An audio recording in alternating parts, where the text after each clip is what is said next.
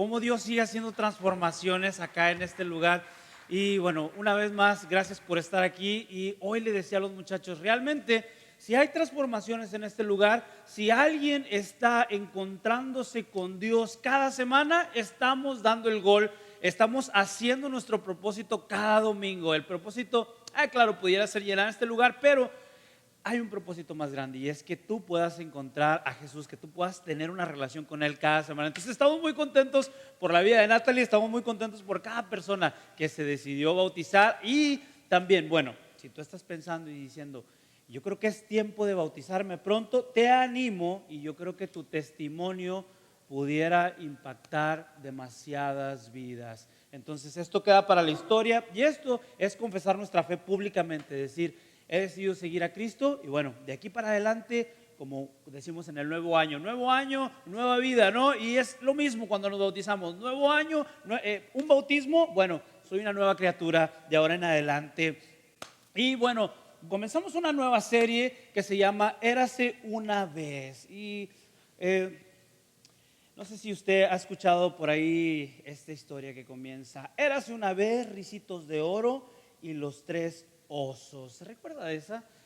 A mí me la contaban cuando estaba en el kinder.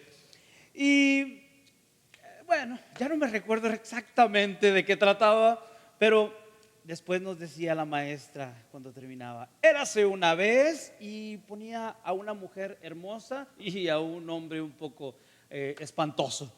Y érase una vez Blancanieves y los siete enanitos. Y todas estas historias nos tenían bien emocionados. Y después decíamos: érase una vez una Cenicienta, era una niña que hacía todo el trabajo difícil de sus hermanas crueles. Érase una vez y érase una vez. Entonces, esta frase nos ha ganchado por mucho tiempo. Érase una vez y inmediatamente decimos, ¿qué va a decir? ¿De qué se va a tratar el cuento? ¿De qué se va a tratar la historia?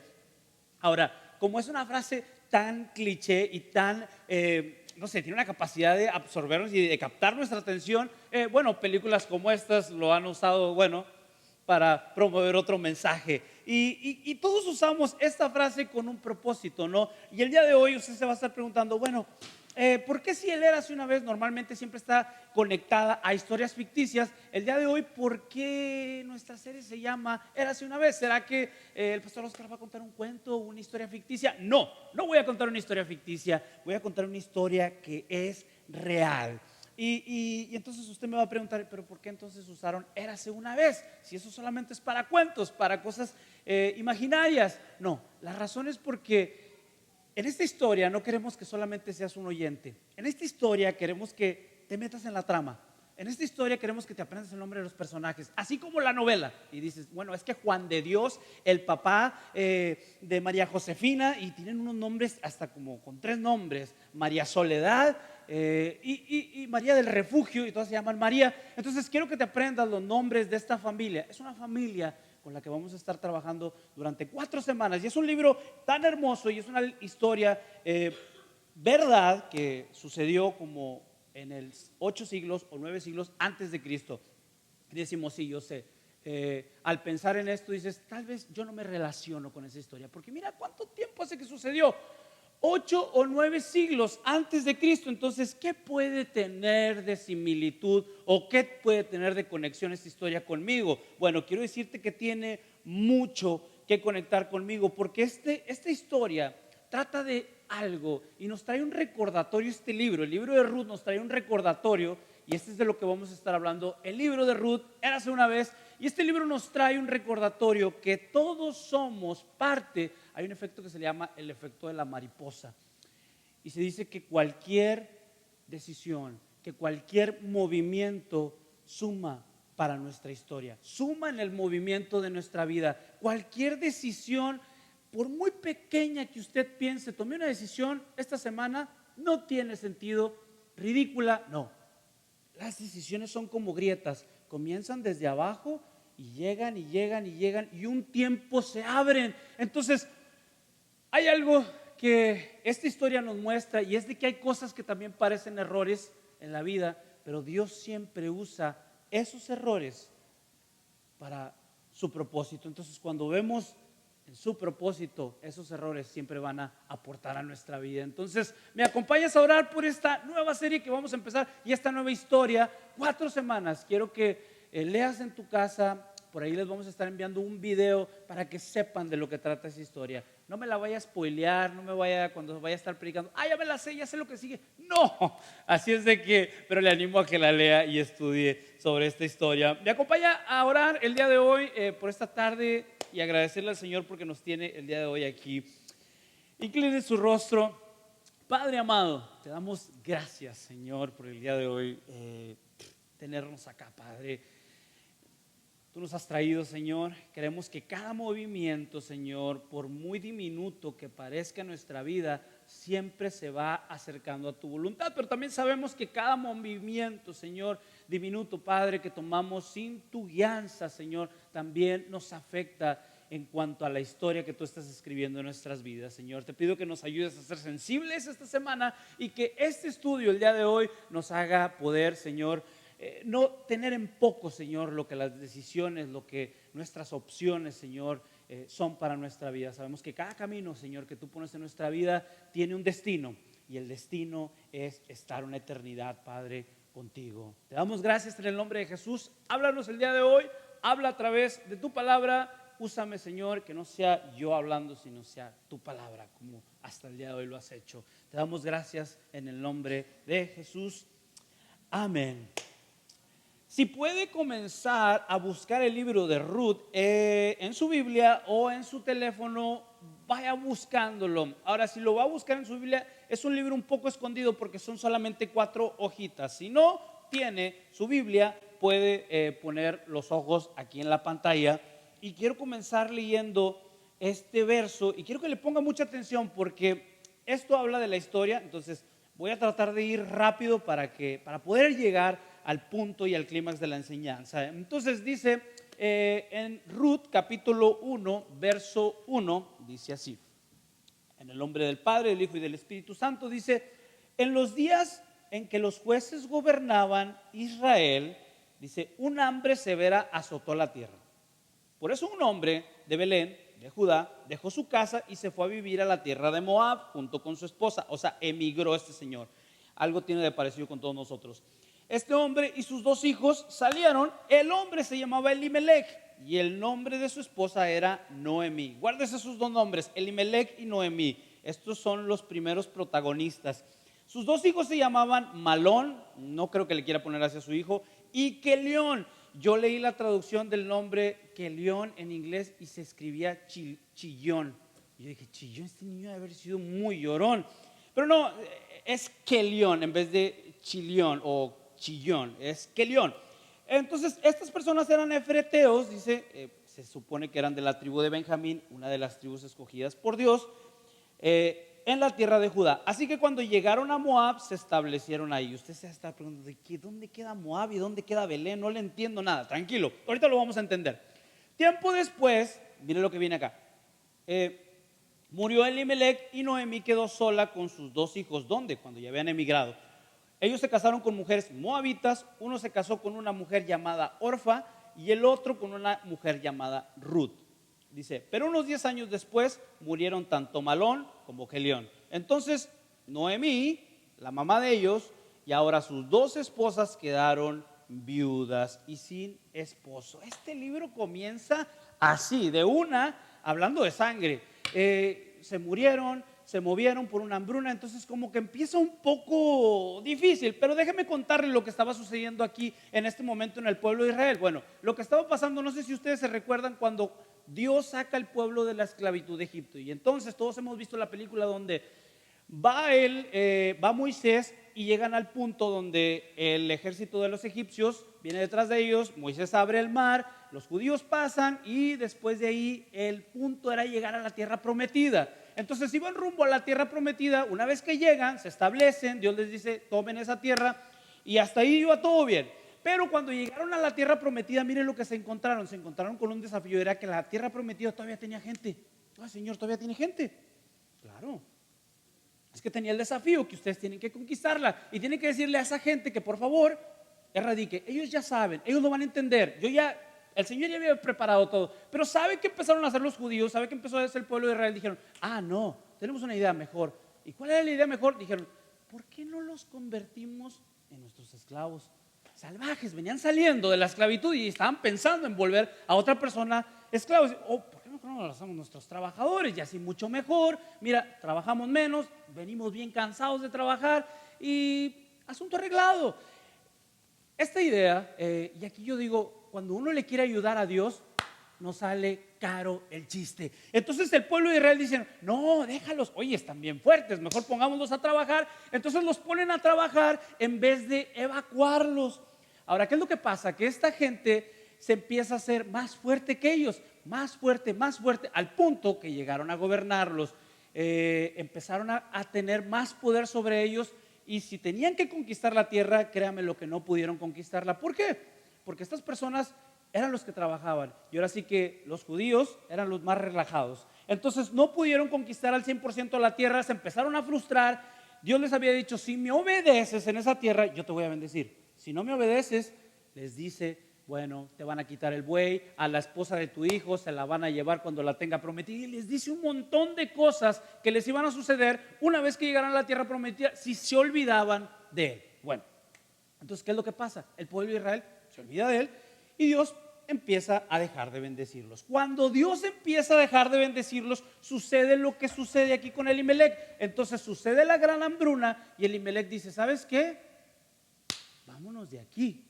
¿Por qué? Porque aquí ya no hay comida, porque aquí ya no hay horas, porque aquí ya no hay trabajo, porque aquí ya no se puede vivir. Entonces él decide irse. Pero quiero que mires algo. Él se fue ¿de dónde? No se fue de cualquier lugar. Él se fue de la tierra prometida. Y esto, lo que quiero que veas son decisiones.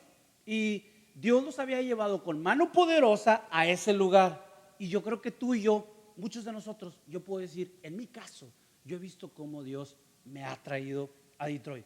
Entonces, que yo dijera, a ver, yo me voy, vámonos. No, porque siento un temor, porque sé cómo Dios me trajo abriendo camino. Entonces estoy viendo su mano y digo, no, si Dios me prometió y Dios me trajo acá, pero hoy está dejando de haber abundancia. ¿El problema será la tierra o el problema seré yo?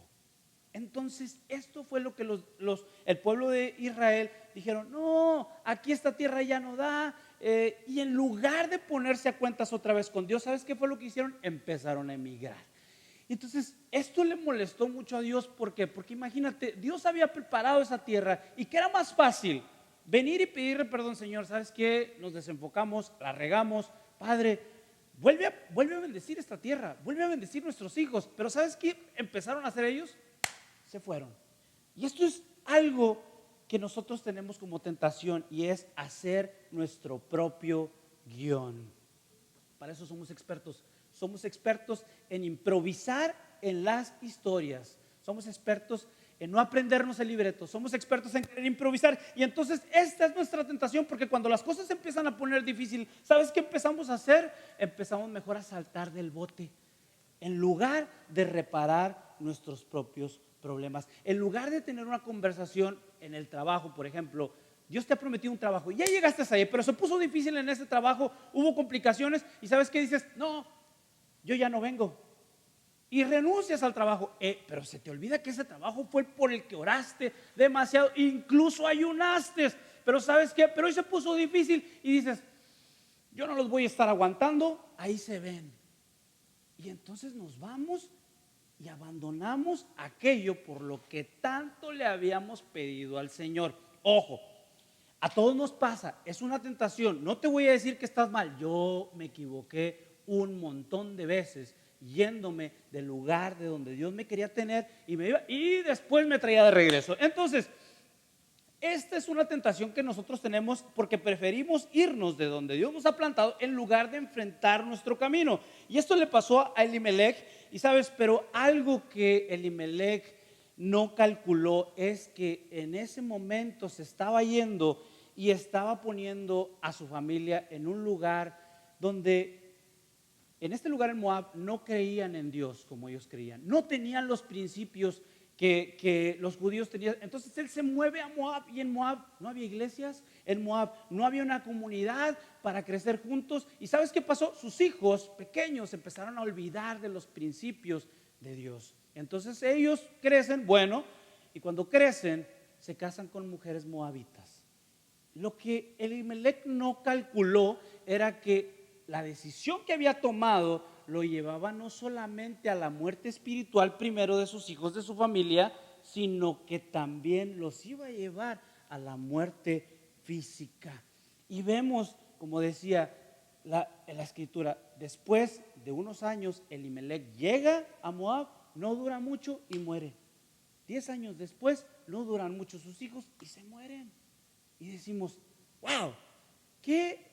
Es cosa seria, amigos, es cosa seria muchas veces tomar decisiones a la ligera y decir, bueno, me rijo por mi propia voluntad o me rijo por la voluntad de Dios. Y posiblemente si dices, bueno, no siento que tenga que pedirle permiso a Dios para moverme, créemelo, cualquier movimiento en nuestra vida tiene que ser tomado primeramente por la voluntad de Dios. Ahora, y eso, piensa, Señor, ¿cómo me has traído hasta acá? ¿Cómo tú me llevaste a ese trabajo? ¿Cómo tú me has puesto en este círculo? Entonces no somos autónomos para movernos por nuestra propia cuenta. Y sabes, por eso bien dice Proverbios 14:12, porque hay camino que al hombre le parece correcto, pero su fin es la muerte. Y con esto se encontró Elimelech, se encontró con la muerte, no nada más espiritual, se encontró con la muerte física. Sus hijos se encontraron con la muerte física. Y qué tragedia, ahora ya nada más teníamos una viuda, ahora teníamos 3 viudas. Y quiero que te preguntes, ¿cuántas veces hemos tratado de ayudarle a Dios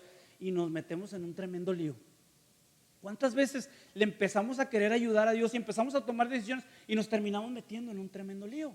Y esto le pasó a Elimelech. ¿Y cuántas veces has querido salir también corriendo de la tierra donde Dios te ha plantado, el lugar donde el trabajo donde te ha puesto, posiblemente de la familia que te ha dado? Queremos salir corriendo porque no nos gusta afrontar situaciones difíciles. Preferimos mejor salir corriendo. Y esto pasa en el mundo que vivimos. Hay relaciones, hay matrimonios que estamos acostumbrados mejor a saltar del bote antes que arreglar cosas. Entonces piensa en eso, porque todos somos así, todos tenemos esa tremenda tentación. Ahora, y con esto no quiero decir, bueno, todos hemos salido de nuestros países y posiblemente vas a decir, entonces cometí un error en haberme salido de mi país.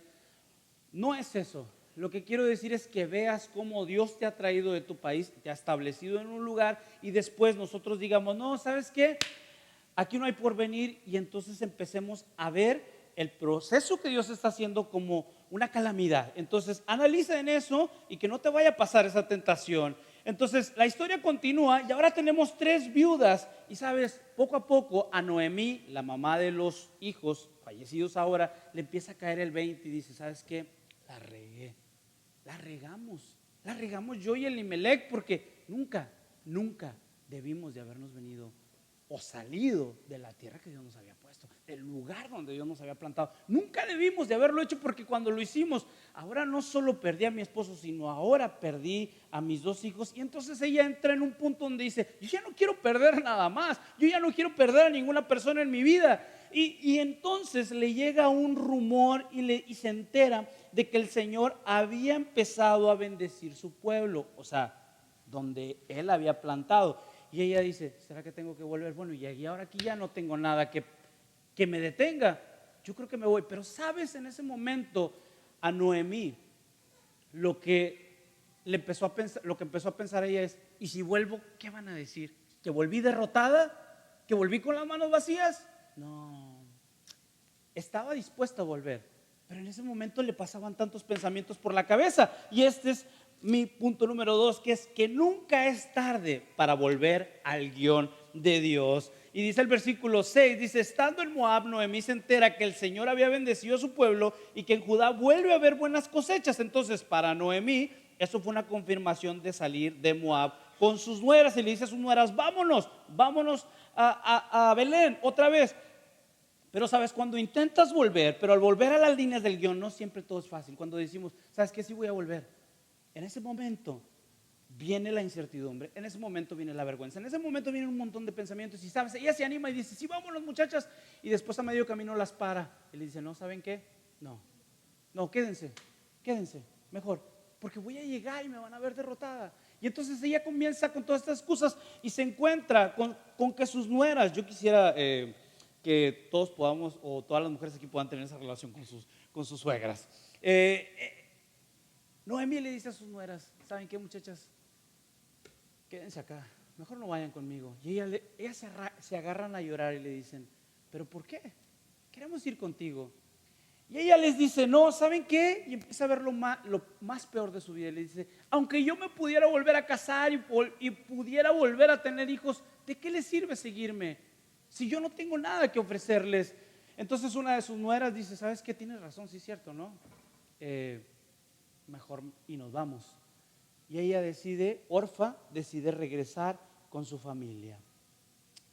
Y dice, hijas mías, créanme, en esta situación es mucho más amarga para mí que para ustedes, porque el Señor ha levantado su puño contra mí. Les dice esto. Entonces Orfa, una de sus nueras, se regresa a casa, pero no esperaba la contestación que su otra nuera tenía para ella, y era su nuera Ruth. Y le dice a su nuera Ruth, hey, Noemí, no me pidas que te deje, no me pidas que regrese a mi pueblo, porque a donde tú vayas yo iré.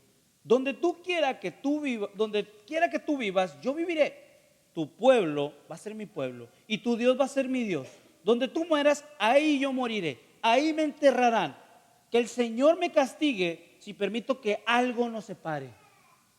En ese momento, Noemí no esperaba escuchar lo que estaba oyendo. ¿Sabes por qué? Porque ella había sido la número uno que jamás había tenido lealtad con nadie.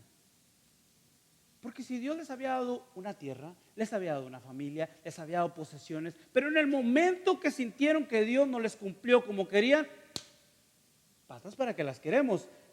Ella no fue leal. Y ella decía, hey, yo no he sido la más leal. ¿Cómo tú puedes ser leal hacia mí? Si yo no he sido la más leal, yo no tengo la razón como para que tú decidas seguirme. Porque si yo no fui leal a Dios, quien sacó a mis antepasados de la esclavitud en Egipto y nos dio una tierra prometida, y aún así le abandonamos en las malas, ¿cómo yo puedo esperar que alguien se quede conmigo en las malas? Claro. Y ese es el pesar que sentimos cuando no hemos invertido en la vida de nadie, cuando no hemos trabajado en nadie, cuando todo lo que hemos buscado simplemente ha sido nuestro propio objetivo, nuestras propias metas, ¿sabes? Y esto fue lo que pasó con Elimelech y con Noemí. Ellos dijeron, bueno, familia, yo no sé si ustedes aquí están pasándola mal, yo me voy. Y te digo, abandonaron el lugar donde Dios los había puesto.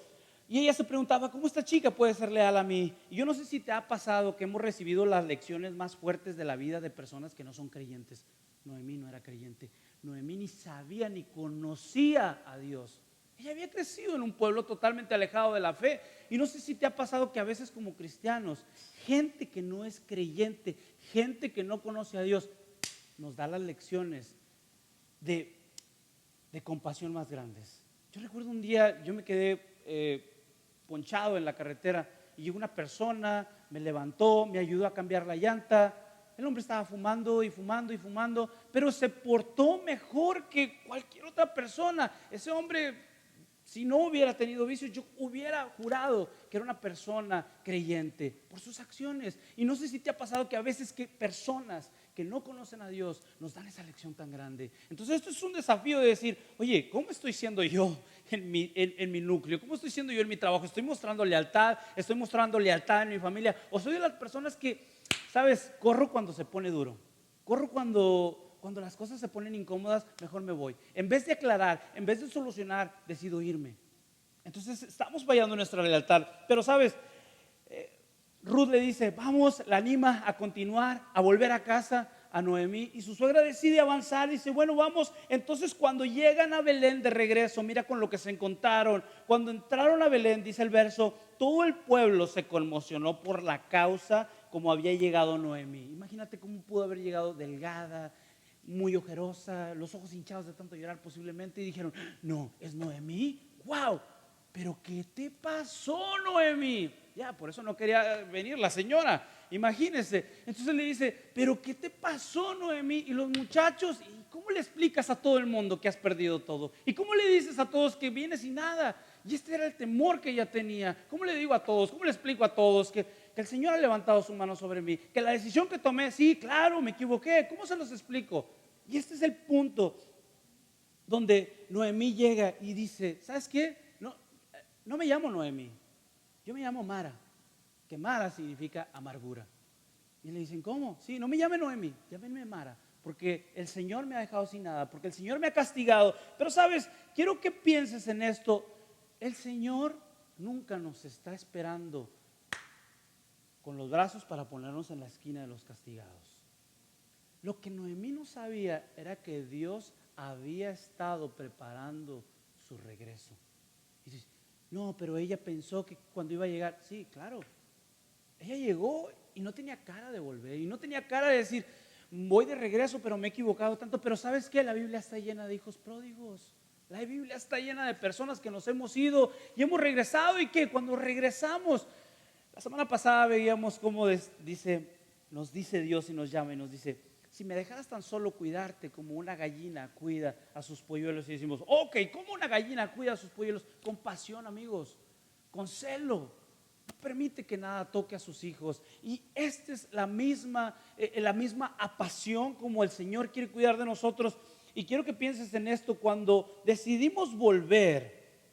¿Sabes? Siempre la vergüenza, el qué dirán, la acusación va a intentarnos paralizar, va a intentarnos parar. Pero ahí yo quiero que recuerdes que nada cambiará quiénes somos en la historia si decidimos volver a Dios. Hay una diferencia, y es cuando tú decides volver a Él. Tú tienes la decisión de decir, bueno, quiero volver a Él. A pesar de cuánto me haya equivocado, quiero volver a Él. Y posiblemente, yo no lo sé, en este momento a lo mejor te sientes apartado, te sientes como Noemí se estaba sintiendo en ese momento, e incluso estás tratando de usar una personalidad que no es tuya, así como ella la usó y dijo, no me llamen por mi nombre, llámenme Mara, que es amargura. Posiblemente tú estás diciendo, no me llamen por mi nombre, mejor llámenme de otra manera.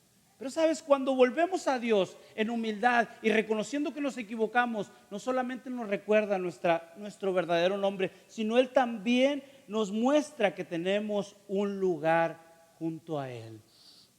Pero Dios nos vuelve a recordar que tenemos una identidad en Él cuando aprendemos a volver a Él, no importa cuánto nos hayamos equivocado. Y con esto quiero que vayamos reflexionando, porque la vergüenza siempre va a buscar alejarnos, la culpa puede buscar paralizarnos, pero en esta historia encontrarás que cuando estamos dispuestos a volver en arrepentimiento a Dios, no importa cuánto hayamos perdido, claro, no importa cuán bochornoso puede ser el regreso cuando decidimos volver a Dios, no importa lo que pueda decir la demás gente, sino es decir, quiero volver a casa, Señor. Quiero volver porque yo sé que cuando vuelva tú vas a restituir cada cosa que perdí tras mis decisiones. Señor, quiero que retomes otra vez el guión. Y eso es algo importante cuando volvemos. Y sabes, cuando regresa Noemí a su tierra, ella no sabía que había llegado justo a tiempo. Ella no sabía que había llegado justo a tiempo y que aún su regreso Dios lo había preparado. Y dices, ¿cómo lo había preparado? Dice la Biblia que Noemí regresa a Belén y con su nuera Ruth justo a fines de la primavera, cuando estaba a punto de comenzar una gran cosecha. ¿Qué era lo que le esperaba a ella cuando regresaría? Una gran cosecha. Vemos a un hijo pródigo que cuando llega nuevamente a la casa del padre, le pone un anillo. No le estaba esperando para ponerlo a trabajar, no le estaba esperando para ponerlo a trapear, lo estaba esperando para vestirlo de nuevo, lo estaba esperando para ponerle un anillo y llamarle hijo. Y en este día yo quiero recordarte que pienses que siempre en Dios, no importa nuestras decisiones, si decidimos volver a Él, si decidimos caminar de regreso a casa, Él no se va a negar a escucharnos, Él no se va a negar a darnos su mano. Y no sé, el día de hoy tal vez estás en la posición del Elimelec pensando si irte, si moverte del lugar donde Dios te ha plantado. No sé, y tal vez estás luchando con esos pensamientos, estás luchando con el pensamiento de irte del trabajo donde Dios te está poniendo, y tal vez está difícil, pero quiero decirte que es un proceso que Dios está haciendo. Quiero decirte que si tu matrimonio posiblemente está complicado, no es la solución huir, no es la solución. Pero la solución es afrontar las consecuencias y decirle: Señor, restituye en mi vida lo que tú quieres restituir. Señor, ayúdame a permanecer en la historia y en el guión correcto que tú vas a empezar a construir en mi vida. Y ahí en tu lugar quiero invitarte a recapacitar en esto, cerrar tus ojos y decirle al Señor: ayúdame a identificar, Padre, el guión. Ayúdame a identificar la historia que vas a construir en mi vida. Yo sé que tú me has traído a este lugar, Padre, pero no me has traído para dejarme abandonado. Padre, no queremos ser forasteros, foráneos en cada ciudad, ser pasajeros en cada lugar. Padre, queremos echar raíces donde tú nos has plantado. Padre, ayúdanos a que nuestros hijos, Padre, sean plantados, crezcan con temor a ti, Padre, en la ciudad, en el lugar que tú has dispuesto, Padre, para que te sirvamos. Ayúdanos a no huir de tu propósito y de tu voluntad, Padre.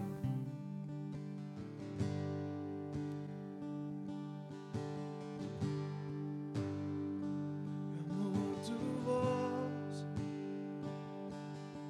mezclada por el fuego, tú cerca estás en la oscuridad.